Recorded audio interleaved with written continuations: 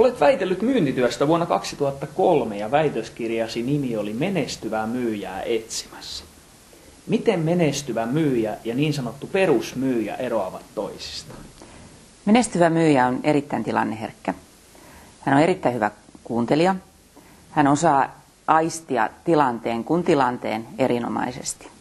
Hän ymmärtää, että on erilaisia asiakkaita. Hän ymmärtää, että asiakkaiden tarpeet on erilaisia. Ja hän osaa tulkita näitä tarpeita. Hän osaa elää tilanteessa ja hän voisi sanoa, että hän löytää oikeat sanat ja oikeat tavat lähestyä jokaista asiakasta. Ja sitten tietystikin myyjä, joka ei ole niin menestyvä, niin häneltä puuttuu näitä taitoja. Miten sitten tulla menestyväksi myyjäksi? Onko se ihmisen geeneissä vai onko kaikilla siihen mahdollisuus?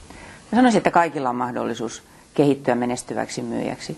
Ja kun tarkkaillaan myyjiä, jotka ovat menestyviä, jotka tuolla markkinoilla liikkuvat, niin kaikilla niillä on hyvin erilaisia persoonallisuuspiirteitä. Eli menestyväksi myyjäksi voi tulla hyvin monennäköiset ihmiset, hiljaiset ja puheliaat, ja se ei ole kiinni henkilökohtaisista ominaisuuksista. On kiinni enemmänkin siitä, että todellakin pysähtyy asiakkaan tilanteeseen, pysähtyy kuuntelemaan asiakasta, pysähtyy miettimään ja ymmärtämään, mitä asiakas kulloinkin on etsimässä. Se on aika yksinkertaista.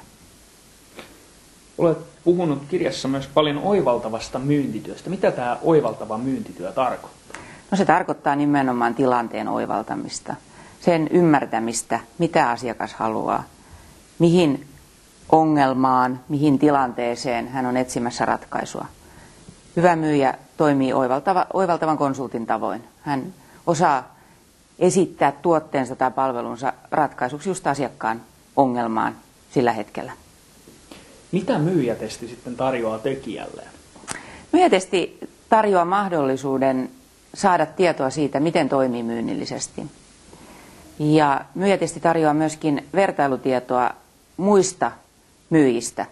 Eli myyjätestin pohjalla on aika paljon tietoa olemassa olevien myyjien toimintatavoista. Ja kun myyjätestin tekee, niin tieto siitä, miten oma toimintatapa on suhteessa muiden myyjien toimintatapaan, käy selville.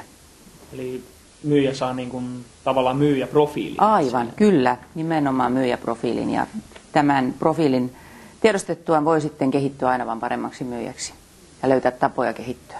Miksi myyjätesti on tehty vasta nyt? No oikeastaan juuri tänä päivänä, juuri nyt on suuri tarve hyville myyjille, myöskin Suomessa.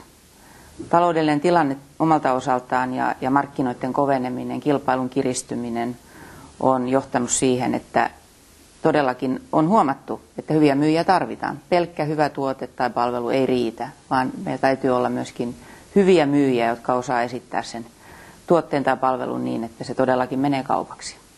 Ja myyjätesti on tuotettu just tähän tarpeeseen, palvelemaan tarvetta saada aikaan aina vaan parempaa myyntitaitoa. Kiitoksia Liisa. Nyt sinullakin on mahdollisuus luoda oma myyjäprofiili itsellesi osoitteessa myyjätesti.fi.